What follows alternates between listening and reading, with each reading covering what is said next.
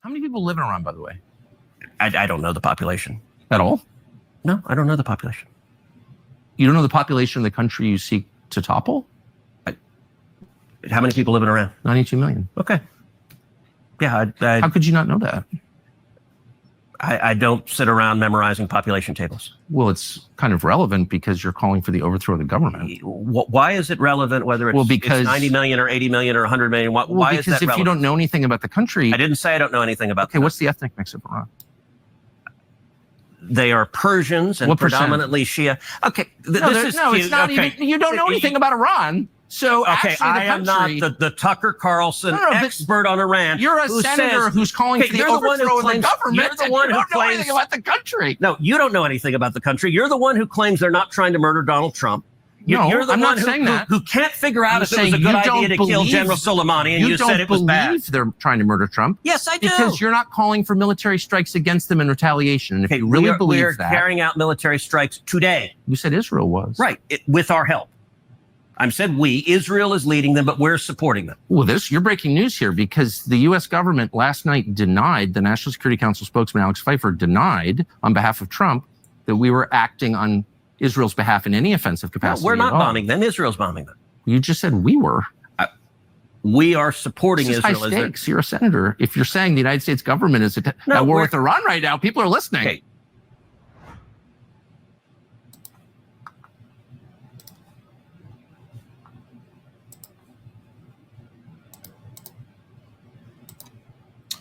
What's going on, everybody? It's Professor Zeus, and I'm back with another video. Yo, if this is your first time on the channel, just know I greatly appreciate you for stopping by.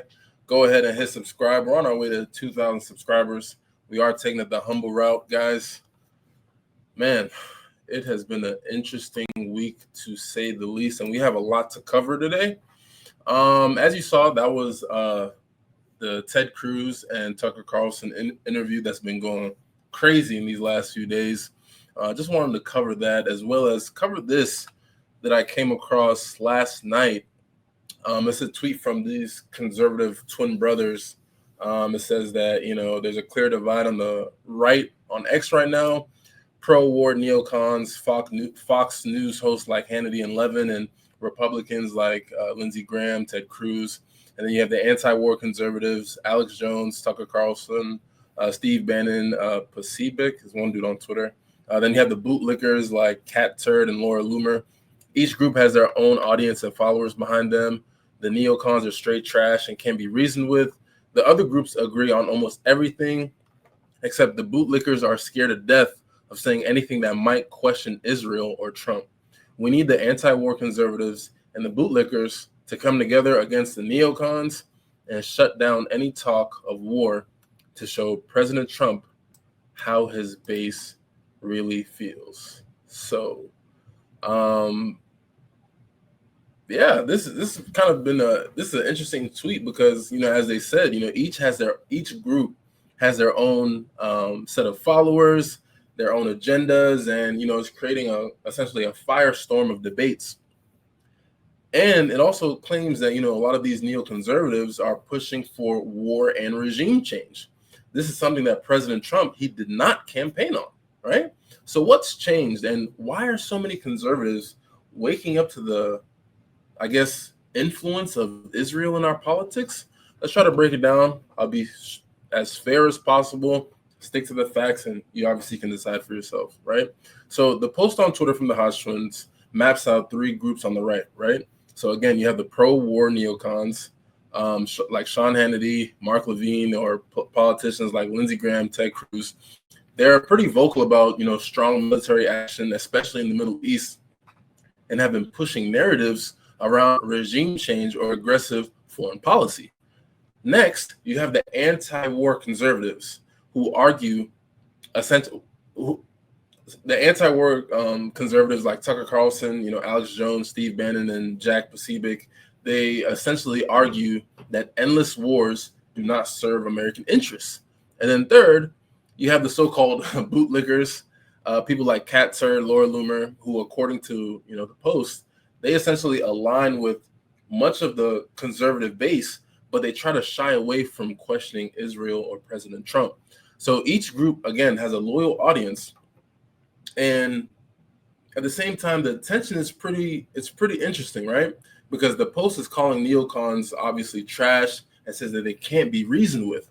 And, you know, the Hodge twins, again, they're conservative themselves, right? And that's a strong opinion, but it reflects a growing frustration among a lot of conservatives who feel the neoconservative push for war doesn't align with the American First agenda, right? And to be fair, neoconservatives argue that the strong military action protects national security and global stability. But then on the other side, you have the anti-war conservatives. You know, they counter that by, you know, stating that these conflicts, they essentially drain our resources and our lives while entangling us in different issues that are foreign, right? Both sides have their understanding of these things. Both sides have their own logic, but the divide between the conservatives and / Republicans is playing out loud and clear for platforms like X. So if you're on Twitter and you follow some of these people, you'll see it as clear as day. You'll see it as clear as day. People who are rallying with each other no longer have that support. And it's definitely interesting to say the least. Now, we can obviously address the elephant in the room. You know, why are we hearing so much about war and regime change again, right? So the Post points out that, you know, President Trump did not campaign on more war. In 2016 and 2020, President Trump ran on ending forever wars, right? Bringing troops home and focusing on America first. You know, he criticized the Iraq War. He called out nation building and even took steps like, took steps like the Abraham Accords to broker peace in the Middle East without military escalation. You know, so it just begs the question, like, you know, what's changed, right?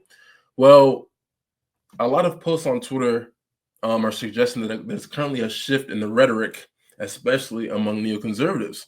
Take, for example, you know, everybody talks about Alex Jones. Some say he's crazy. Some say he's, you know, right on the money. Whatever you say about him, he said that, or he recently claimed that neoconservatives are now openly pushing for regime change in places like Iran, which moves from targeted strikes to just, you know, a broader talk of war in general, right? And this comes at a time when tensions with Iran and Israel are extremely high. And, you know, some arguing it's a departure from President Trump, his original platform, right? The question is, are these voices reflecting President Trump's current stance, or are they pushing their own agenda, right? President Trump himself hasn't explicitly endorsed regime change recently, but the silence from some of his allies leaves a lot of room for speculation, right? The anti-war crowd is urging President Trump to listen to his base, which largely opposes new wars, as seen in so many different posts on Twitter from everyday conservatives, right? And the facts show a clear tension. President Trump's campaign promises versus a neoconservative push that's gaining a lot of traction, right? Now we can talk about that clip that I played in the beginning, you know, the Ted Cruz, Tucker Carlson clash, and, you know, Israel's influence.